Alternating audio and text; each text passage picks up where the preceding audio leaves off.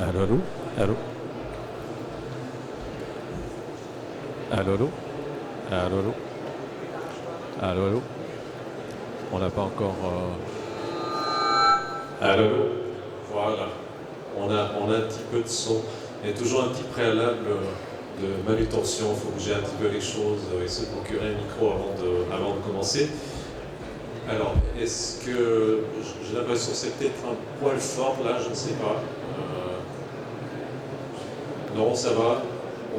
Bon, on va bien s'entendre là. Eh bien, mesdames, messieurs, bonjour et bienvenue à cette première conférence de Beautiful Business. Nous allons parler cet après-midi d'un sujet qui est pour le moment un petit peu prospectif. On va parler de 5G, dont vous avez entendu parler, qui a déjà été lancé dans pas mal d'autres pays, mais pas encore en France. Donc l'idée c'est de voir les questions qui vont se poser pour les entreprises en matière d'infrastructure, en matière de terminaux, en matière d'applications. Vous savez que la prochaine génération de téléphonie mobile devrait démarrer en France dès 2020.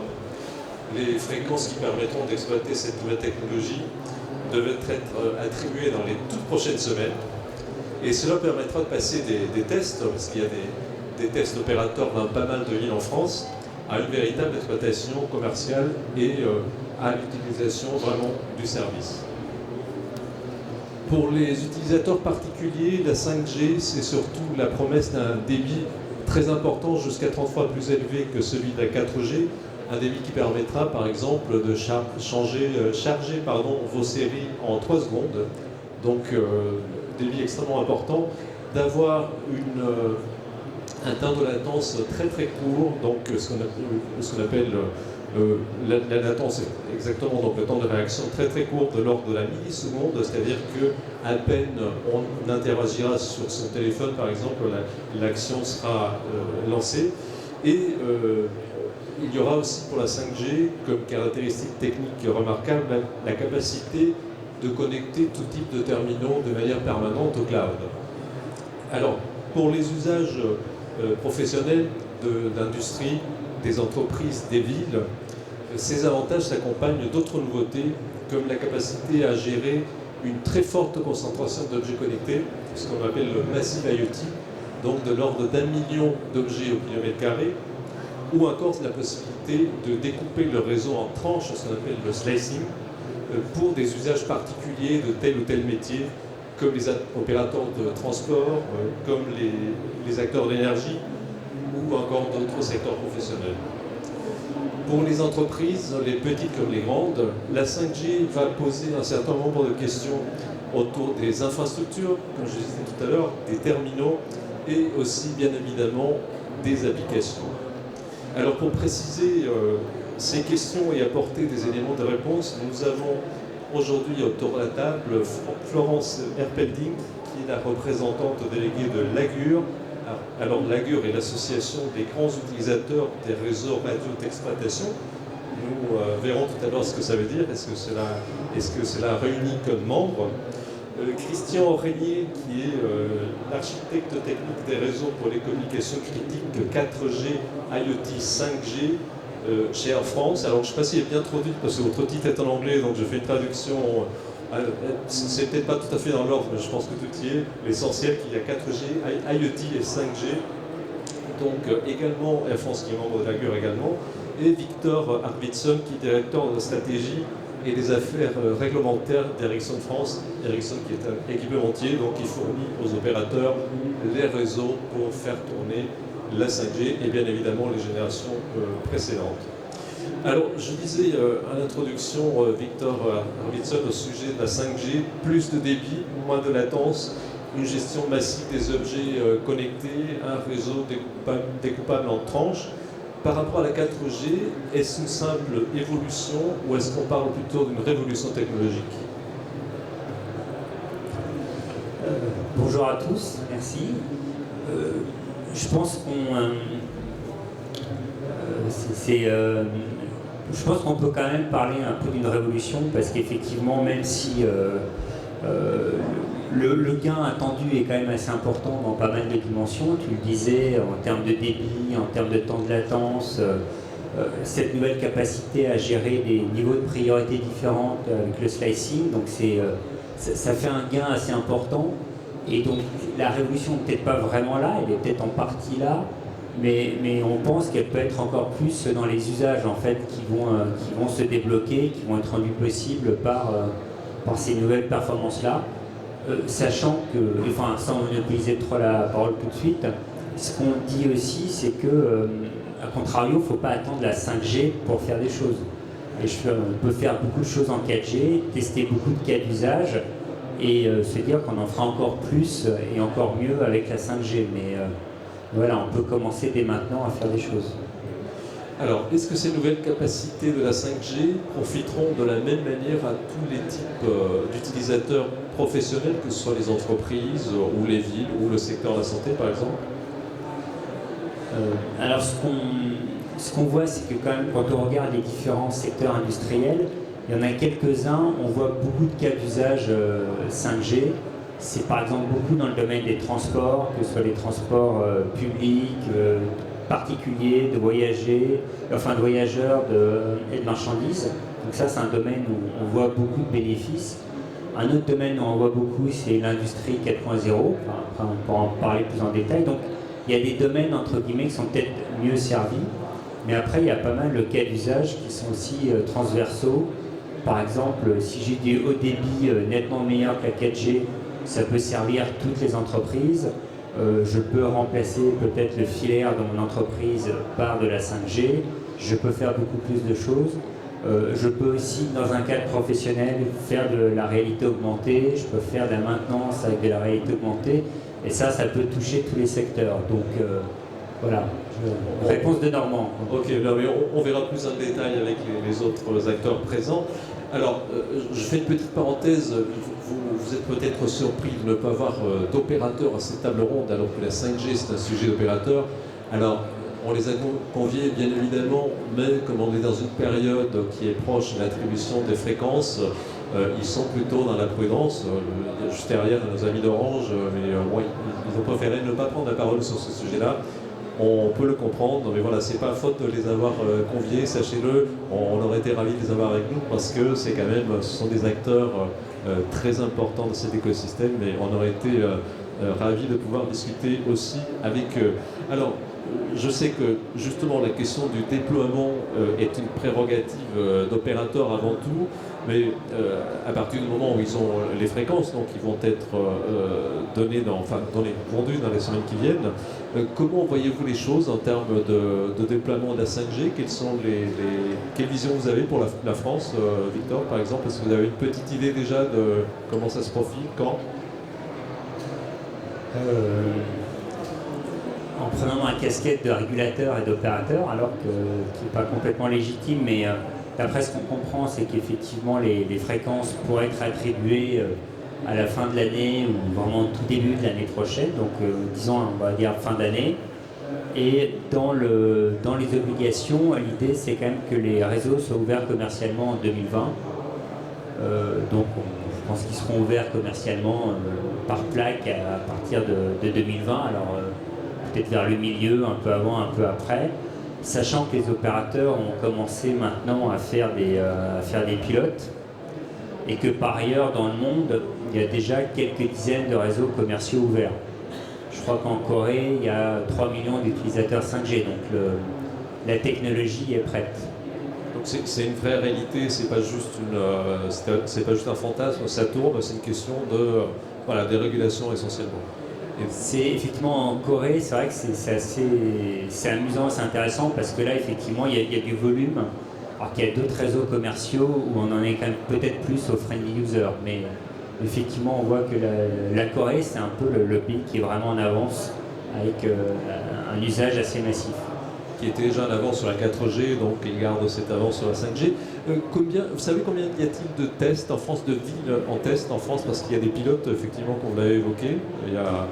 Je sais que Orange est peut-être celui qui en a le plus, et j'ai en tête quelque chose comme 200 et quelques villes ou lieux, en fait. Alors en prenant ma casquette ANFR, je suis vraiment homme orchestre aujourd'hui. J'avais vu ce matin sur le site de l'ANFR qu'il y avait, je crois, plus de 300 antennes 5G autorisées. Ok, donc ça va pas, c'est pas juste on attend pour faire, il y a déjà des choses en cours, il faut juste passer de l'autre côté. Alors Florence Herpelding, je disais tout à l'heure, je présentais l'AGUR, donc l'association des grands utilisateurs de réseaux radio d'exploitation. Alors, on va peut-être dire un petit mot de l'association, voir quels sont ses membres, et aussi pour répondre à une première question, pourquoi ces entreprises ont-elles besoin de réseaux privatifs? Est-ce qu'elles ne peuvent pas utiliser les réseaux des opérateurs commerciaux? Bonjour à tous. Donc, quelques mots en effet pour introduire l'AGUR. Donc, c'est une association qui a été créée en 2012 par 6 membres fondateurs et aujourd'hui l'AGUR compte 14 membres. Donc des acteurs de l'énergie, des transports, de l'industrie et des collectivités. Donc je me permets de citer ces 14 membres. Donc le groupe ADP, Air France, EDF, la RATP, RTE, le groupe SANEF, les 2 SNCF, donc mobilité d'une part et réseau d'autre part, la Société du Grand Paris, le Citral, acteur des transports à Lyon, Terega, qui est un acteur majeur du gaz sur la zone sud-ouest en France, Transdev, un acteur de l'industrie donc, qui est Airbus, et enfin la FNCCR, donc, qui est une fédération de collectivités. Donc tous ces acteurs, tous ces membres sont impactés par la mise en œuvre de réseaux mobiles privatifs capables d'adresser les usages métiers. Donc ces acteurs disposent de réseaux privatifs de longue date sur la base de technologies plutôt bas débit, technologie Tetra par exemple, et font face aujourd'hui à un besoin de faire évoluer ces réseaux mobiles privatifs vers le haut débit, dans la même mouvance que le grand public a évolué de la technologie 2G vers la 3G, vers la 4G, aujourd'hui vers la 5G. Oui, c'était des réseaux qui n'étaient pas prévus pour le très haut débit, pour l'image, pour la vidéo, pour tous ces usages qui sont indispensables aujourd'hui. En effet, on parle aujourd'hui donc de technologies bas débit, donc qui permettent de véhiculer des flux voix et messages courts. Et pour des besoins, par exemple, en haut débit, pour des flux vidéo, des flux de données accrus, ces acteurs donc, ont besoin de faire évoluer leur technologie. Et ces acteurs, je pense qu'Air France pourra en parler également, ces acteurs, par le passé, ont fait le choix également de systèmes de type Wi-Fi par défaut, en l'absence d'autres technologies capables de véhiculer des flux à haut débit. Mais le Wi-Fi présente des limitations fortes parce qu'il n'y a pas de maîtrise de la qualité de service, il y a des limitations en termes de mobilité. Donc aujourd'hui, la 4G est déjà plébiscitée par les acteurs PMR, donc pour prendre le relais des technologies bas débit que l'on a connues jusqu'alors. Oui, parce qu'on est en train de se projeter dans la 5G, mais la 4G est en train d'être déployée sur ces réseaux privatifs, c'est l'actualité aujourd'hui. Alors je rejoins complètement les propos de Victor au début de cette table ronde, puisqu'en effet les acteurs verticaux n'attendent pas la 5G pour commencer à déployer. Les membres de l'AGUR se sont d'ores et déjà pris en charge pour avoir accès à des fréquences dédiées pour la mise en œuvre de réseaux privatifs avec la technologie du moment, c'est-à-dire la 4G.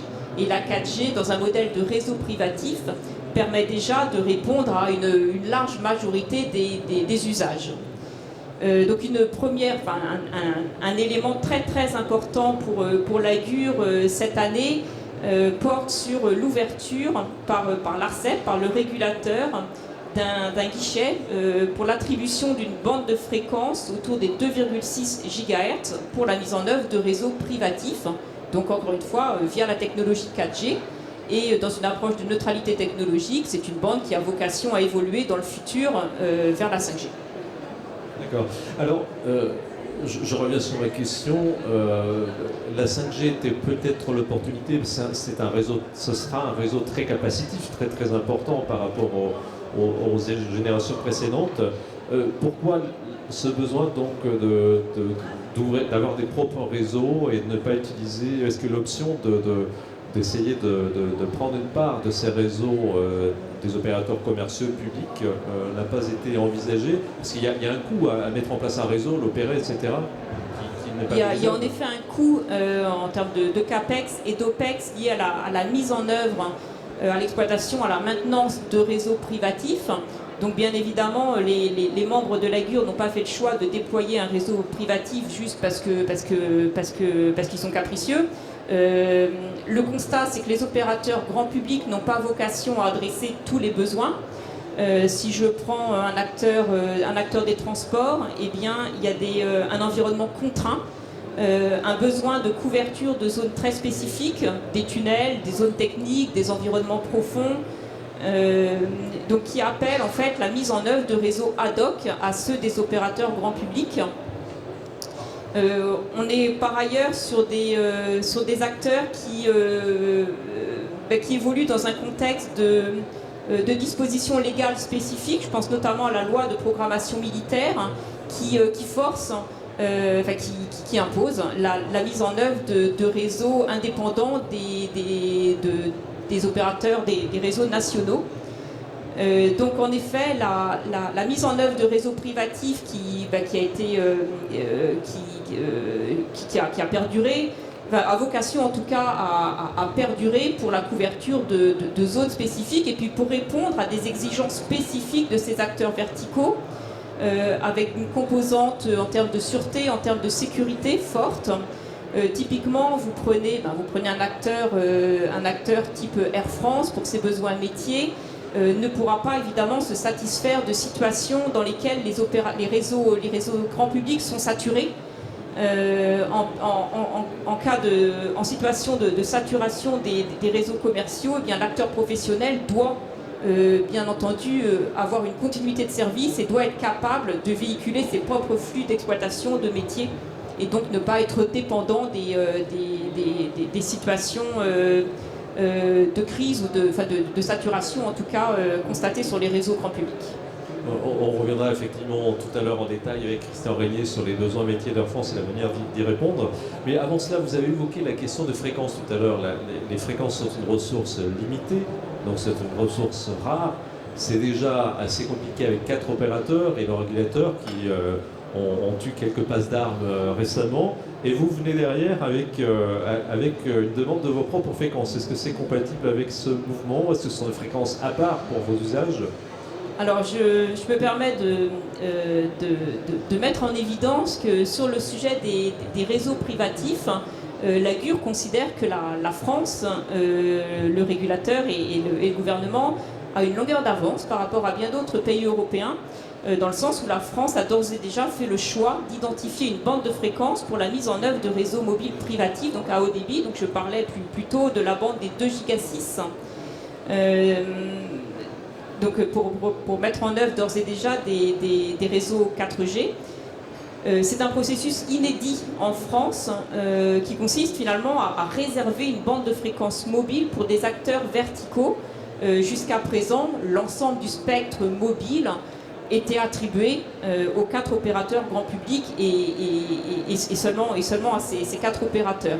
Donc c'est une démarche innovante du régulateur français et qui a été menée en concertation avec l'AGUR, avec l'ensemble des acteurs verticaux, avec les opérateurs grand public.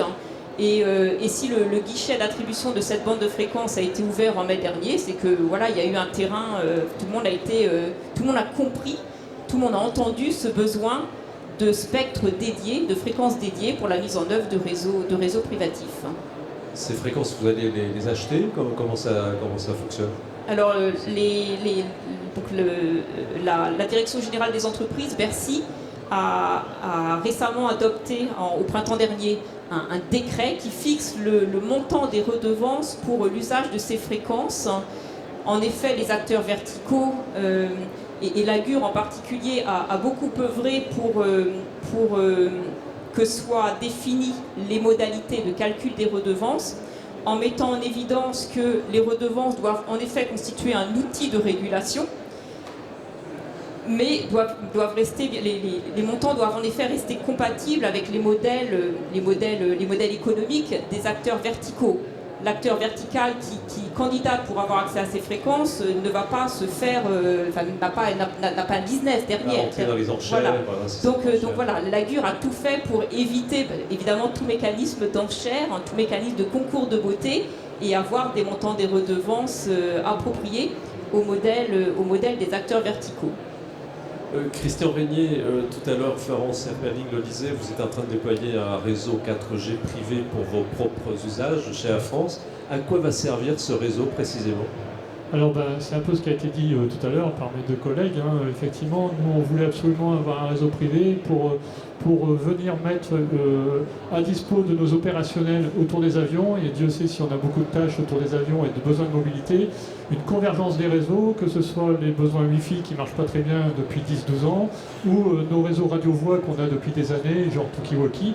Et aujourd'hui, on avait besoin de ce nouveau réseau pour pouvoir préparer et être capable de rendre une connectivité digne de ce nom à toute la digitalisation qu'on a aujourd'hui autour de nos métiers. Et c'est vrai qu'on a beaucoup de projets de digitalisation, à la mécanique, aux opérations du sol, etc.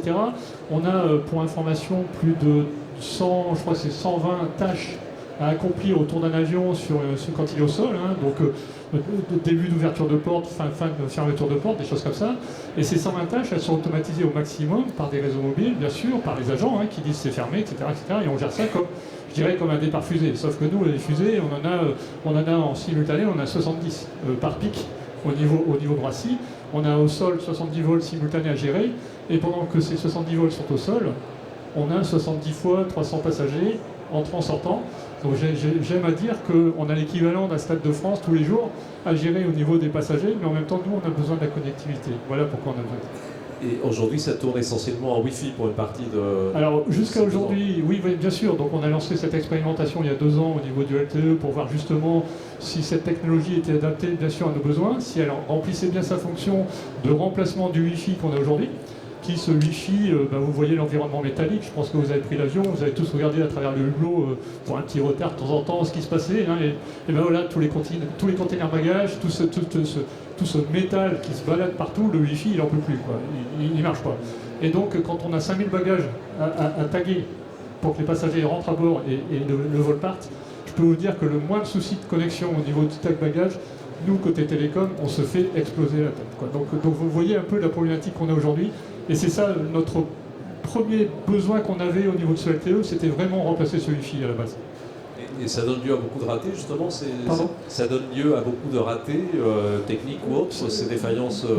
Oui, on en a quelques-uns. Alors on arrive à les compenser, parce qu'une heure de pause avion, bien évidemment, on ne commence pas les 5000 bagages à 5 minutes du vol, évidemment.